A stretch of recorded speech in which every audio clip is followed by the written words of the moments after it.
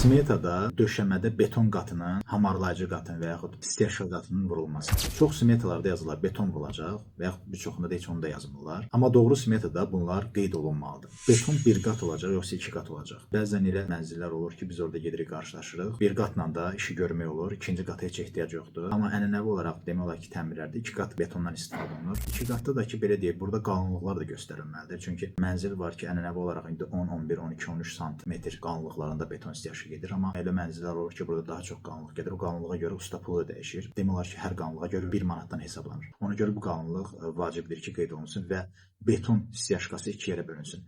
Birinci qat beton styaşka, bir də isti döşəmə üzəri beton qat styaşka. Bu şəkildə ayrı-ayrı da qeyd olunmağı daha şəffaf və daha düzgündür. Beton qatının üzərinin parket olduğu zaman, əgər isti pol üzəri beton, üzəri parketdirsə, bu zaman biraz yanaşma dəyişir. Burada ağlı şapa ehtiyac var. İndi bəziləri deyir ki, ağlı şapa nə ehtiyac var?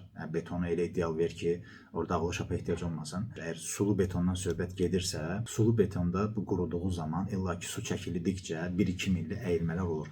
Bu 1-2 milli də parketdə özünü çox bildirir. Parketin altı 1-2 millini bağışlamır. O sabah bir gün bir neçə aydan sonra, bir ildən sonra səs verməyə başlayır. Ona görə ağlı şap burada parketin altında mütləqlik daşıyır. Əgər beton vurulubsa parketin altına. Ağlı şap hansı markadan istifadə olunacaq? Ağlı şapın hansı istehsal ölkəsi olacaq? Bunun qiyməti, bunlar da artıq smetada yazılmalıdır, hamısı qeyd olunmalıdır. Yəni smetada tək beton vurulacaq yazmaq gələcəkdə çox ciddi problemlər yarada bilər.